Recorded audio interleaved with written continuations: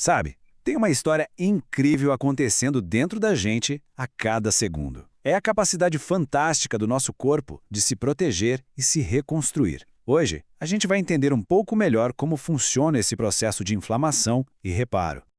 Então, vamos lá. Pensa numa coisa bem simples que já aconteceu com todo mundo. Um corte, uma batida, o que será que o nosso corpo faz logo em seguida? Pois é exatamente aí que a nossa história começa. Olha, a gente costuma pensar em inflamação e já vem aquela coisa na cabeça, é ruim, é um problema. Só que não é bem assim. Na real, a inflamação é a primeiríssima linha de defesa do nosso corpo. É tipo o alarme de incêndio, sabe? O primeiro a tocar para avisar que tem algo errado e que a cura precisa começar. E o mais legal é que essa resposta não é bagunçada, não é nada aleatória. Muito pelo contrário, é uma estratégia de defesa super organizada, quase como um plano de batalha mesmo, com tudo bem definido.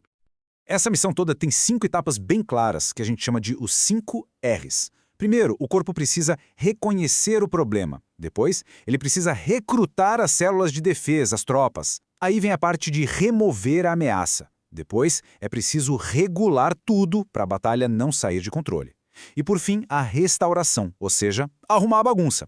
É uma verdadeira operação militar biológica. Bom, vamos começar pelo primeiro ato dessa história, a inflamação aguda. Pensa nela como se fosse a tropa de elite do corpo, sabe? Aquela equipe de resposta rápida que chega com tudo, de forma intensa e imediata. Vamos imaginar a cena. Um cortezinho bobo no dedo. Pronto. No exato momento em que a pele se rompe, um alarme biológico dispara. E aí, a primeira fase da operação já começa, na hora. Mas como é que as células de defesa, os leucócitos, chegam lá onde precisa? Elas não se teletransportam, né? Elas fazem uma verdadeira jornada pela corrente sanguínea numa sequência certinha. Primeiro, elas vão para a margem do vaso sanguíneo, a tal da marginação. Depois, elas rolam, se agarram bem forte, que é a adesão, e por fim conseguem atravessar a parede para chegar no tecido que está machucado.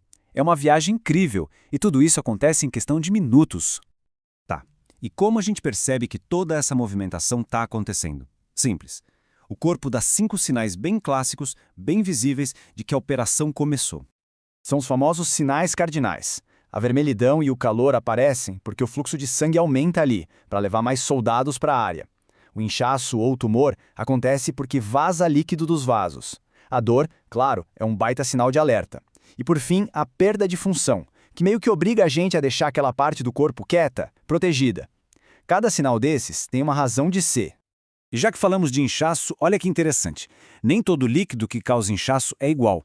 O que acontece na inflamação é o chamado exudato. Pensa nele como um líquido super rico em proteínas e células de defesa. É tipo a sopa da batalha.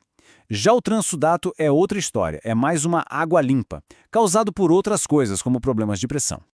Mas, e quando essa batalha rápida não consegue resolver o problema? O que acontece? Bom, aí a gente entra num território bem diferente. É a inflamação crônica, que é mais parecida com uma guerra de desgaste, uma luta que não acaba. Entender a diferença entre as duas é fundamental. A inflamação aguda é rápida, dura dias, e os soldados principais são os neutrófilos, geralmente levando à cura. Agora, a crônica, essa é lenta, pode durar anos, envolve outras células, como macrófagos e linfócitos, e o resultado é bem mais complicado: destruição de tecido e formação de cicatrizes.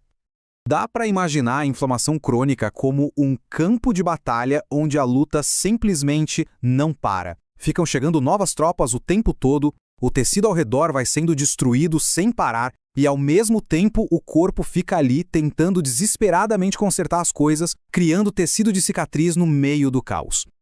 Essa frase aqui resume tudo de forma brilhante. É um processo onde a inflamação, a destruição do tecido e as tentativas de reparo acontecem tudo ao mesmo tempo. É um ciclo vicioso de dano e tentativa de cura.